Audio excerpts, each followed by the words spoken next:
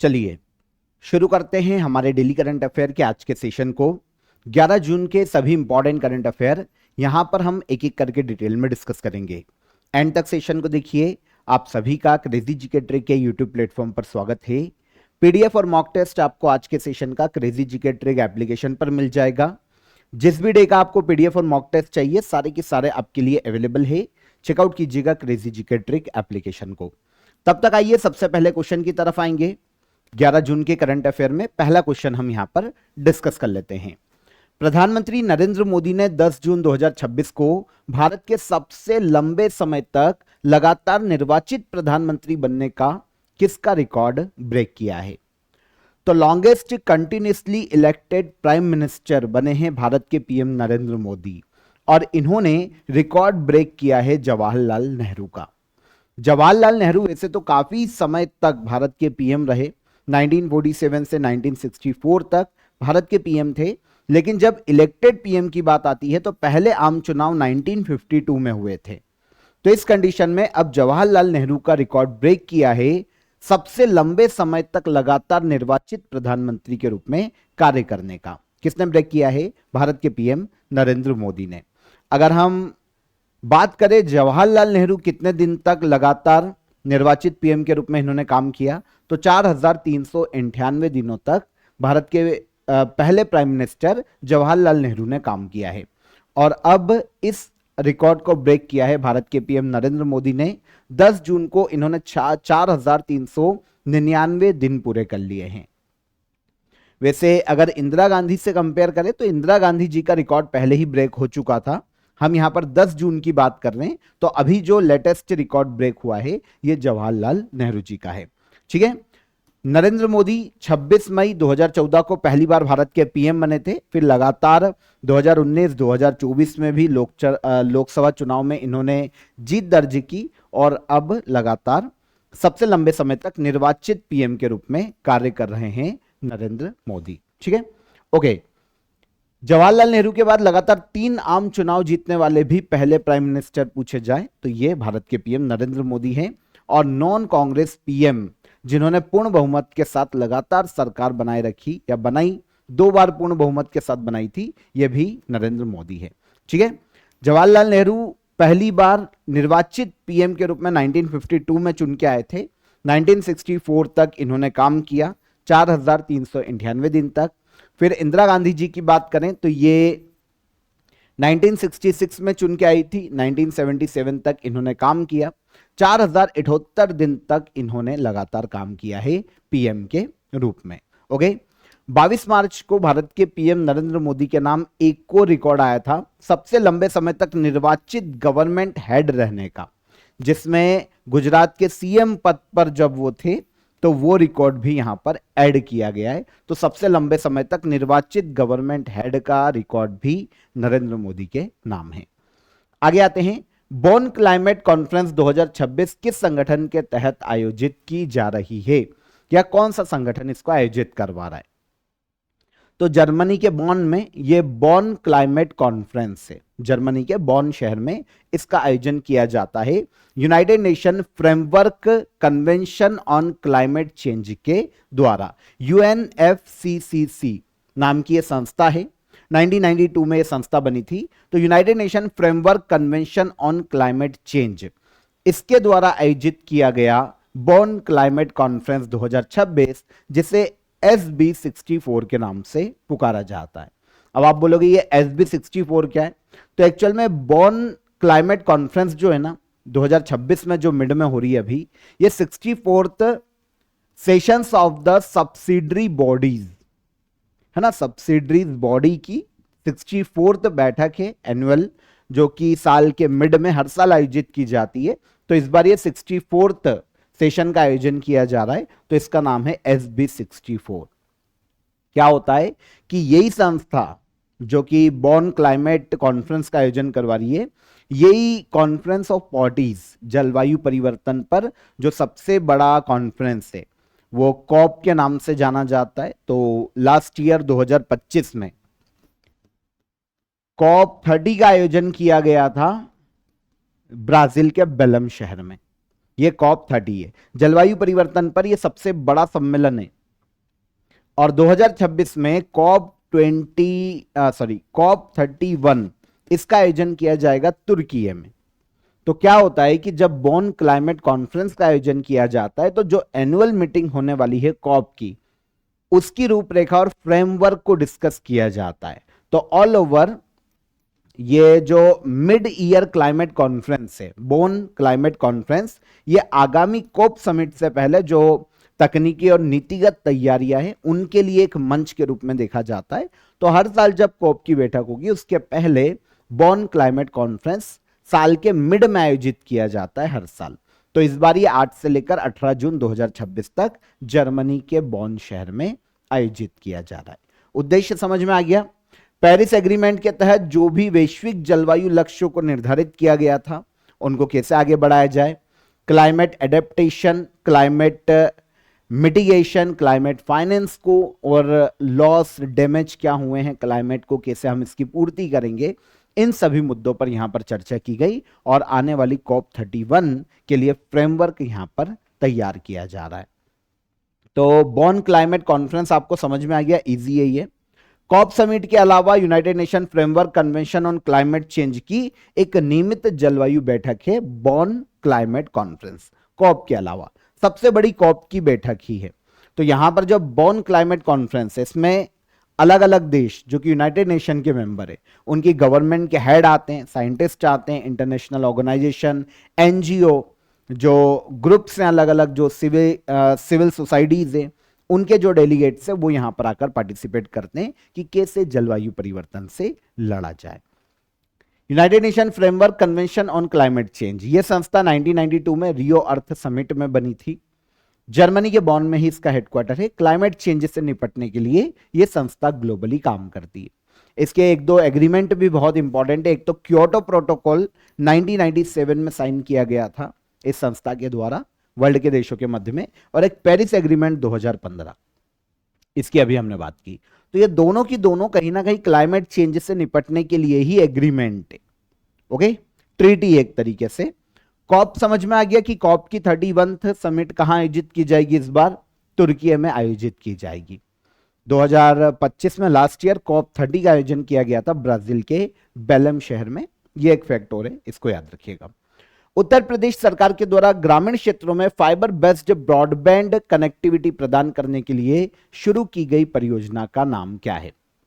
तो उत्तर प्रदेश गवर्नमेंट ने क्या किया है, जो विलेजेस एरिया है उत्तर प्रदेश में, वहां पर फाइबर बेस्ड ब्रॉडबैंड कनेक्टिविटी प्रदान करने के लिए प्रोजेक्ट गंगा की शुरुआत की है। किसकी? प्रोजेक्ट गंगा। ओके, तो यूपी के सीएम है योगी आदित्यनाथ, इन्होंने लखनऊ में प्रोजेक्ट गंगा को लॉन्च किया। ग्रामीण क्षेत्रों में high speed broadband connectivity provide करना और डिजिटली युवाओं को जोड़ना, सेल्फ एम्प्लॉयमेंट अपॉर्चुनिटीज युवाओं के लिए पैदा करना मिशन गंगा या प्रोजेक्ट गंगा का मुख्य उद्देश्य है। तो इसके तहत 20 लाख परिवारों को हाई स्पीड इंटरनेट से जोड़ने का लक्ष्य है ग्रामीण क्षेत्र में। पहले फेज में 21 डिस्ट्रिक्ट में इस योजना को लागू किया जाएगा और धीरे धीरे फिर इसे राज्य में आगे इंप्लीमेंट किया जाएगा। 57,000 से ज्यादा ग्राम पंचायत जोड़ी जाएगी।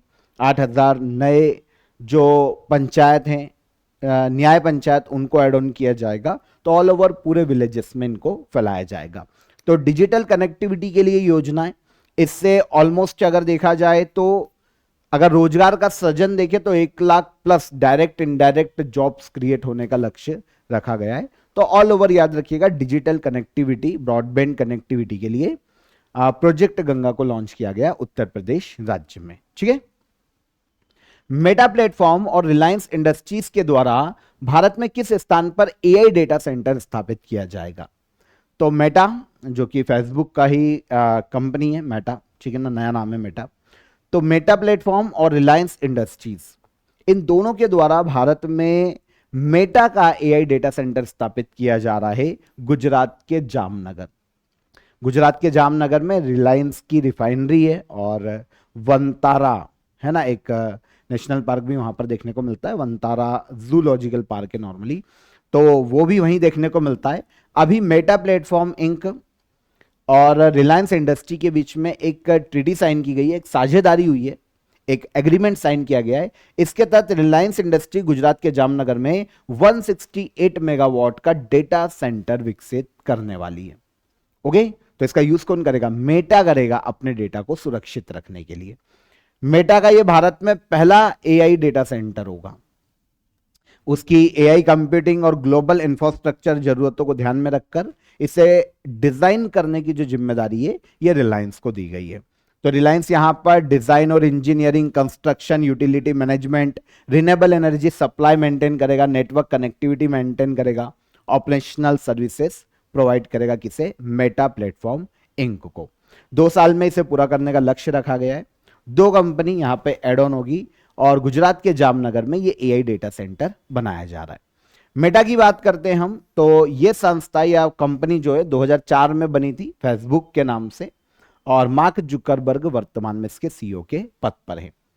रिलायंस इंडस्ट्री लिमिटेड की बात करें तो 1966 में बनी थी, 1966 में। धीरूभाई अंबानी इसके फाउंडर हैं।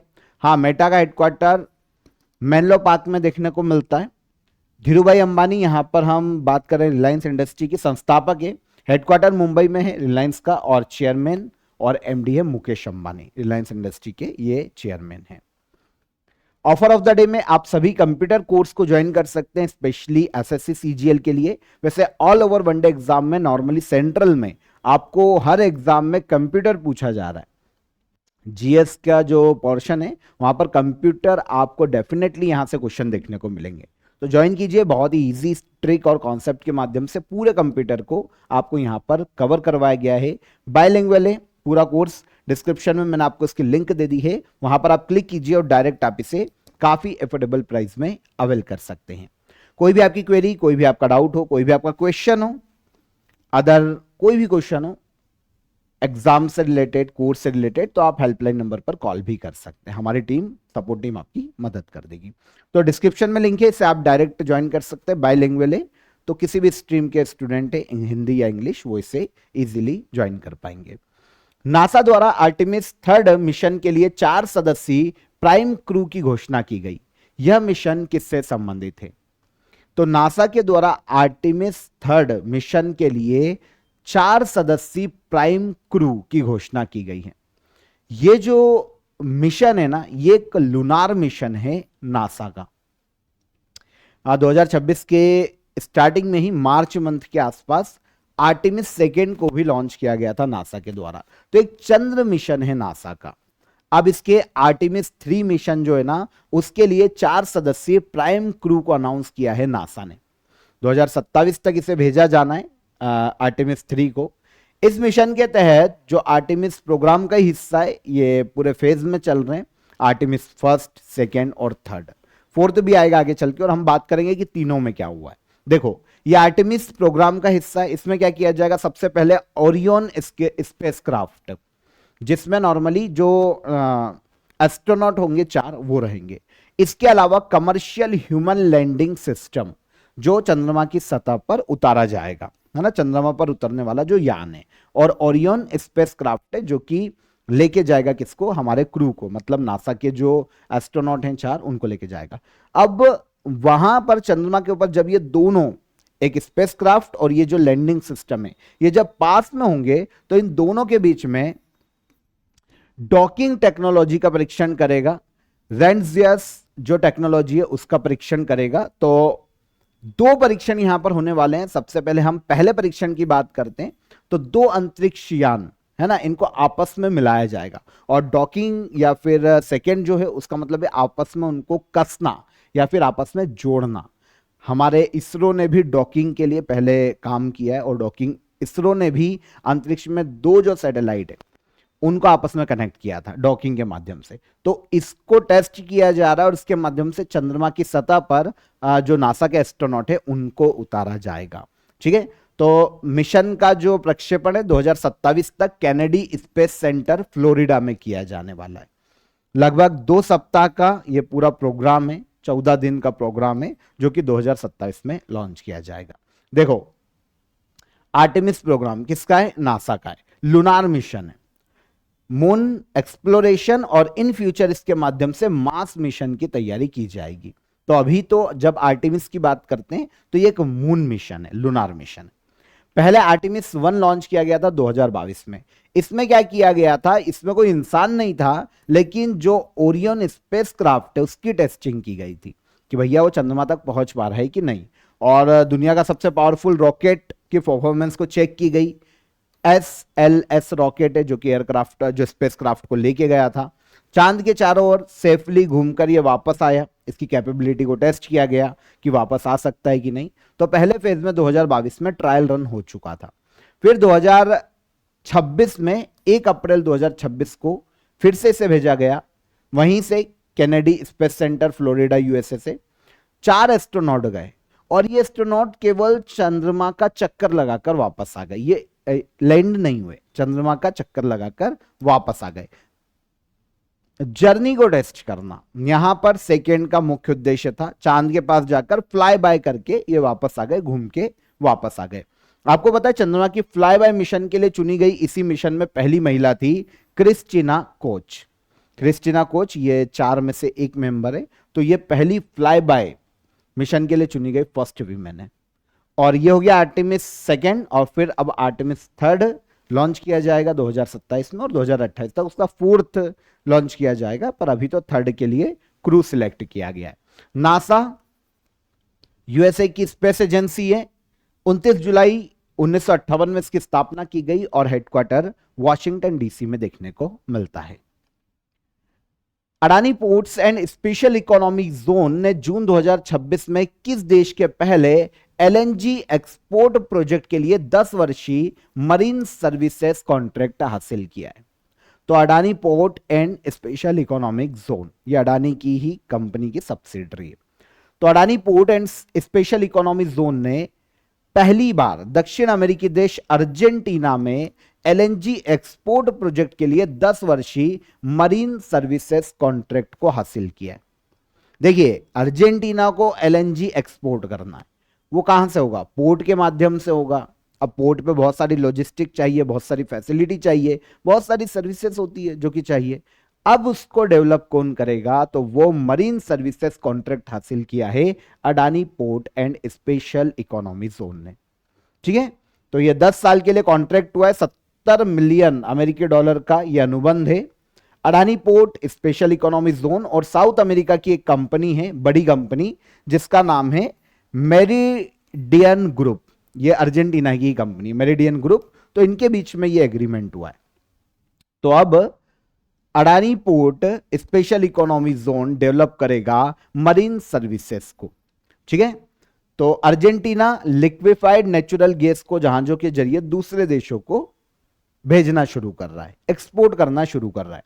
इस काम में बड़े एलएनजी जहाज बंदरगाह पे आएंगे, जाएंगे। इन जहाजों को सुरक्षित रूप से संभालने की जिम्मेदारी है वो Adani port special economy zone को दी गई है। 10 साल का ये कॉन्ट्रैक्ट है। मतलब सारी जो टुक बोट्स के माध्यम से जहाजों को मार्गदर्शन देना, ऑफशोर लॉजिस्टिक या सप्लाई सपोर्ट देना, क्रू का परिवहन करना, कर्मचारी प्रोवाइड करना, ये सारे काम जो है Adani port special economy zone के द्वारा किए जाएंगे। तो 10 साल का एक कॉन्ट्रैक्ट मिला है अर्जेंटीना में पहली बार Adani port special economy zone को। 1998 में कंपनी बनी थी, अडानी ग्रुप का हिस्सा है। गौतम अडानी इसके चेयरमैन है। गुजरात के अहमदाबाद में इसका हेडक्वार्टर है। ठीक है, अंडर 13 आयु वर्ग में वर्ल्ड नंबर 1 रैंकिंग हासिल करने वाली भारतीय टेनिस खिलाड़ी कौन बनी है? अंडर 13 आयु वर्ग में वर्ल्ड नंबर 1 रैंकिंग हासिल करने वाली पहली भारतीय टेनिस खिलाड़ी ये बनी है सृष्टि किरण। अंडर 13 मतलब 13 साल से नीचे के टेनिस प्लेयर में वर्ल्ड नंबर 1 रैंकिंग है। ये इंटरनेशनल टेनिस फेडरेशन की रैंकिंग है, वर्ल्ड नंबर 1। इंडिया की सृष्टि किरण पहले नंबर पर रही है ना। बहुत ही छोटी है, हालांकि 13 साल से कम उम्र है, लेकिन उपलब्धि बहुत बड़ी है। तो कर्नाटका के बेंगलुरु की रहने वाली है सृष्टि किरण। अंडर 13 कैटेगरी में वर्ल्ड नंबर 1 रैंकिंग हासिल करने वाली भारत की पहली टेनिस प्लेयर। इन्होंने लगातार 5 ITF जूनियर टाइटल जीते हैं। टेनिस के टाइटल हैं world tennis tour juniors J100 Guatemala में रनर अप रहने के बाद इनको यह उपलब्धि मिली है। काफी सारे टाइटल जीते हैं अंडर 13 में, और शानदार प्रदर्शन के कारण ही ऑल ओवर अगर हम सबको मिला लें, टेनिस के आज तक के जितने भी बड़े से लेकर छोटे प्लेयर है, तो इनकी all over world number ranking देखें, वर्ल्ड की सभी टेनिस प्लेयर में रैंकिंग देखें तो ये 357 है, लेकिन अंडर 13 में ये पहले नंबर पर है वर्ल्ड में। इंटरनेशनल टेनिस फेडरेशन की ये रैंकिंग है, पूरे वर्ल्ड में टेनिस को रेगुलेट करने वाली संस्था है। 1913 में संस्था बनी थी, लंदन में इसका हेडक्वार्टर है, ठीक है, और प्रेसिडेंट डेविड हैगर्टी इसके प्रेसिडेंट के पद पर है। वैसे स्थापना और हेडक्वार्टर याद रख लेना। तो इंटरनेशनल टेनिस फेडरेशन 1913 में स्थापित हुआ था, पहले दूसरे नाम से जाना जाता था, और फिर आगे चलकर फिर 1977 में इसका नाम चेंज हुआ। हेडक्वार्टर कहाँ है? लंदन में। प्रधानमंत्री सुरक्षित मातृत्व अभियान कब शुरू किया गया था? तो प्रधानमंत्री सुरक्षित मातृत्व अभियान, इसको रिसेंटली 10 साल कंप्लीट हो गए। यह अभियान शुरू हुआ था 9 जून 2016 में। आंसर हो जाएगा आंसर सी, ठीक है। तो प्रधानमंत्री सुरक्षित मातृत्व अभियान, इसको 10 साल कंप्लीट हो गए। 9 जून 2016 में इसे पहली बार लॉन्च किया गया था ministry of health and family welfare के द्वारा, ठीक है। तो इस उपलक्ष्य में देश भर में समारोह का भी आयोजन किया गया है। स्कीम किससे संबंधित है? तो गर्भवती महिलाओं को निःशुल्क सेवाएं प्रदान करना, गुणवत्तापूर्ण जो केयर है, मतलब डिलीवरी के बाद जो दी जाती है उससे संबंधित, और हाई रिस्क प्रेगनेंसी के समय में उनकी पहचान कर मातृ एवं शिशु मृत्यु दर को कम करना। यह उद्देश्य है प्रधानमंत्री सुरक्षित मातृत्व अभियान का, ठीक है। तो 10 साल इसके कंप्लीट हो गए। स्पेशली जो गर्भवती महिलाएं हैं उनको न्यूट्रिशन वाला भोजन प्रोवाइड करना, है ना, आफ्टर डिलीवरी उनकी केयर करना, प्रेगनेंसी में उनकी केयर करना, और मातृ और शिशु मृत्यु दर को कम करना इस योजना का मुख्य उद्देश्य है। तो बेसिकली सारी सुविधाएं दी जाती है जो जो चाहिए होती है, जैसे जो भी शिशु या स्त्री रोग विशेषज्ञ की जरूरत है, जो स्वैच्छिक रूप से अपना सहयोग देना चाहते हैं वो भी इस योजना में अपना सहयोग दे सकते हैं। तो प्रेग्नेंट महिलाओं का clinically checkup, laboratory test, ultrasound और सारी फैसिलिटी एक ही स्थान पर उपलब्ध कराई जाती है इस योजना के तहत। और इस योजना के तहत शुरू कब हुई थी? 9 जून 2016 को। Okay, ministry of health and family welfare, ये क्वेश्चन बनता है कि किस मिनिस्ट्री की योजना है? तो ministry of health and family welfare, ठीक है। किसके लिए है? तो प्रेग्नेंट वीमेन जो है उनको टारगेट किया गया है। और बेनिफिशियरीज अगर अभी तक देखें तो 10 साल में 7.5 करोड़ से ज्यादा गर्भवती महिलाओं को जून 2026 तक इस योजना का लाभ दिया जा चुका है ना। 25 हाई रिस्क फैक्टर की पहचान कर हाई रिस्क प्रेगनेंसी की विशेष निगरानी की जाती है और समय पर रिलीफ प्रोवाइड किया जाता है इस योजना के तहत। ये तो बेसिकली फीचर्स हैं जो मैंने आपको बताए। इसके तहत एक प्रधानमंत्री PMSMA, है ना, मतलब एक सेवा अलग से शुरू की गई थी ताकि डिजिटली रूप से ट्रैक किया जाए इस योजना के जो भी बेनिफिशियर्स है उनको। तो ये जो है ना EPMSMA, इसे जनवरी 2022 में लॉन्च किया गया था। तो जो मेन योजना है प्रधानमंत्री सुरक्षित मातृत्व अभियान, तो ये 2016 में, और प्रधानमंत्री सुरक्षित मातृत्व अभियान कब शुरू हुआ? तो ये 2022 में शुरू हुआ था। इसमें क्या होता है? डिजिटली ट्रैक किया जाता है जो गर्भवती महिलाएं हैं, और आफ्टर डिलीवरी भी उनको ट्रैक किया जाता है, बच्चों को ट्रैक किया जाता है, और डिलीवरी के 45 दिन बाद तक मां और नवजात शिशु की निगरानी की जाती है। अब इसी योजना का इंपैक्ट है कि जो मॉर्टेलिटी रेशो था, है ना, मैटरनल मॉर्टेलिटी रेशो, जो मातृ मृत्यु दर 2014 से 16 तक 130 थी प्रति लाख जीवित जन्म पर, मतलब 1 लाख जब बच्चे पैदा होते थे ना तो 130 बच्चों की मृत्यु हो जाती थी। अब वो घटकर 2022 से 2024 में 87 हो गई है प्रति 1 लाख जीवित जन्म दर पर। तो ये एक इसका फायदा रहा। तो ये योजना है 2016 में आई थी, 10 साल कंप्लीट हुए हैं। केंद्रीय ग्रामीण विकास मंत्रालय द्वारा 1 जुलाई 2026 से लागू नई ग्रामीण विकास व्यवस्था के लिए राज्यों एवं केंद्र शासित प्रदेशों को कितनी अंतरिम राशि जारी की गई? तो 1 जुलाई 2026 से लागू की जा रही है एक योजना जिसका केंद्रीय ग्रामीण विकास मंत्रालय के द्वारा, ठीक है ना। ये नई ग्रामीण विकास व्यवस्था है। इसके लिए राज्य और केंद्र शासित प्रदेशों को 95,692 करोड़ रुपए की राशि आवंटित की गई है। ये योजना है जो कि बजट में भी अनाउंस की गई थी, 2025 में अनाउंस की जा चुकी है। वीबीजी रामजी, है ना, मनरेगा का ही अपडेटेड वर्जन। तो वीबीजी रामजी योजना जो लाई गई है, रूरल एम्प्लॉयमेंट मिशन है, तो इसके लिए 95,692 करोड़ रुपए की राशि केंद्र, राज्यों और केंद्र शासित प्रदेशों को आवंटित की गई केंद्रीय ग्रामीण विकास मंत्रालय के द्वारा। हमारे union minister of rural development, केंद्रीय ग्रामीण विकास मंत्री कौन है? शिवराज सिंह चौहान। तो इन्होंने इसकी तैयारियां शुरू कर दी है, 1 जुलाई से इसे लागू कर दिया जाएगा देश में। New rural development system VBG Ramji, है ना, इसकी तैयारियां शुरू की है, इसको लागू किया जाना है। इनिशिएटिव का उद्देश्य रूरल एम्प्लॉयमेंट, वर्कर सेफ्टी और रूरल डेवलपमेंट को गति देना, और इन्हीं पर ही इस योजना का फोकस होगा। पहले ये मनरेगा थी, अभी जो 2026-27 का एनुअल बजट आया उसमें वीबीजी रामजी योजना के लिए टोटल जो बजट दिया गया है वो 95,692 करोड़ रुपए का बजट आवंटित किया गया है। अब आपको पता है फरवरी 2026 में मनरेगा के लिए भी अलग से बजट दिया गया था 30,000 करोड़ का। तो जब दोनों मिल जा रहे हैं तो अब वीबीजी रामजी के लिए या टोटल ऑल ओवर जो बजट बनता है वो 1.25 लाख करोड़ से अधिक का बनता है रूरल डेवलपमेंट के लिए। मनरेगा भी हो जाती है और वीबीजी रामजी योजना के लिए जो 95,692 करोड़ है ये अलग से, और 30,000 करोड़ पहले से था। तो 1.25 लाख करोड़ से अधिक का ये रूरल डेवलपमेंट फंड हो जाता है, जो कि 1 जुलाई 2026 से लागू कर दिया जाएगा देश में। मनरेगा गांव में रोजगार देने के लिए सबसे पहली बार मनरेगा की ही शुरुआत की गई थी, और इसी का अपडेटेड वर्जन है वीबीजी रामजी योजना।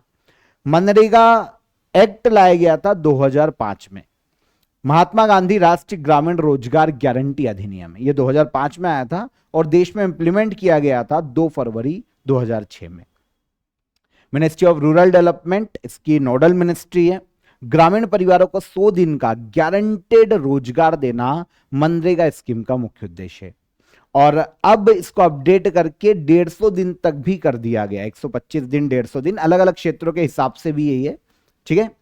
तो वीबीजी रामजी एक्ट 2025 में लाया गया। इसके तहत 1 जुलाई 2026 से पूरे देश में ग्रामीण परिवारों को 100 दिन से बढ़ाकर 125 दिन का रोजगार दिया जा रहा है। पहले ये 100 दिन था, अब 125 दिन दिया जा रहा है, कुछ क्षेत्रों में 150 दिन तक का भी दिया जाता है, लेकिन एक्चुअल जो हम स्टैंडर्ड देखें वो 125 दिन के रोजगार का है अब वीबीजी रामजी स्कीम के तहत, ठीक है। लास्ट क्वेश्चन, संयुक्त राष्ट्र द्वारा सभ्यताओं के बीच संवाद के लिए अंतर्राष्ट्रीय दिवस 10 जून को मनाया जाता है। पहली बार यह दिन किस वर्ष मनाया गया था?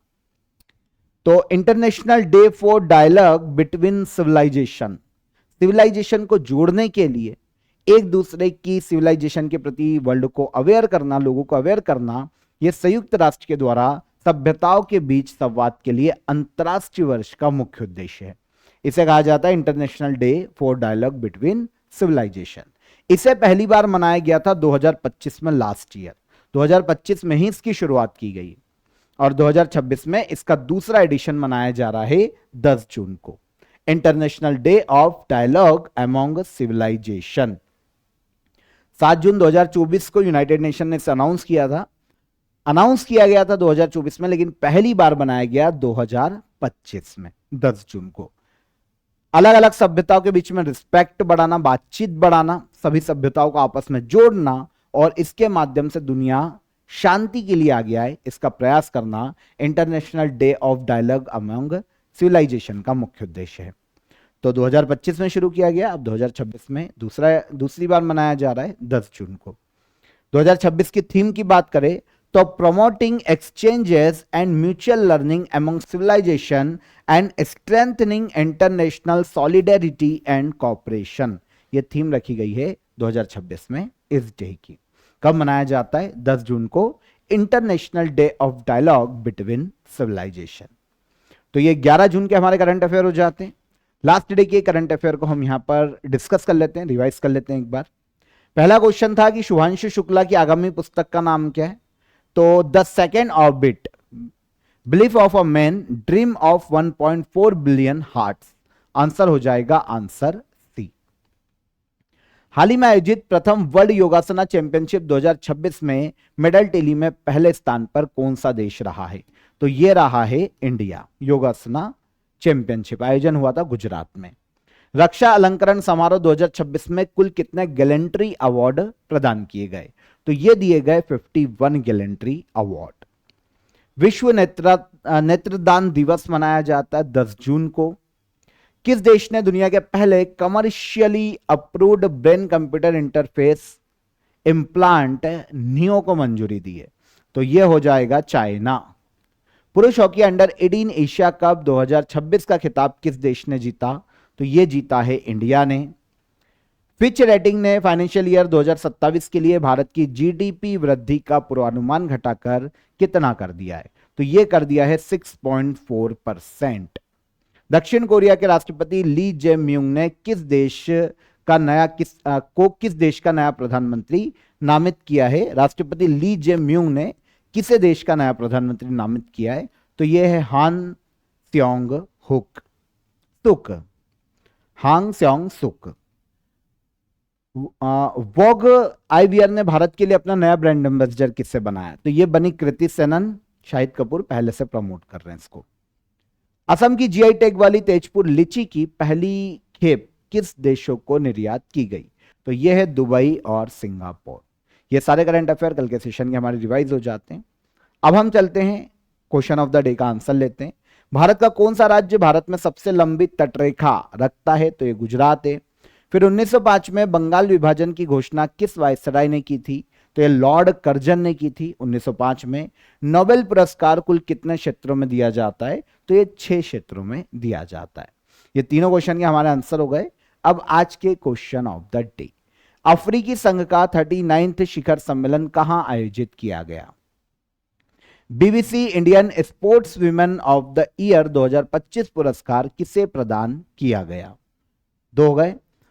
हुआंगयाना आइलैंड विवाद किन किन देशों के बीच में, मतलब किस देश के बीच में है? तो ये तीनों क्वेश्चन को पॉज करके पढ़ लो, थोड़े से टफ भी हैं ये, ठीक है। कमेंट में आंसर कीजिएगा। सेशन पसंद आया हो तो लाइक और शेयर करके जाइए, और चैनल पर पहली बार आए हो तो चैनल को सब्सक्राइब कर लो। हम कल फिर मुलाकात करेंगे नेक्स्ट डे के करंट अफेयर में। तब तक अपना ख्याल रखिएगा। जय हिंद, जय भारत।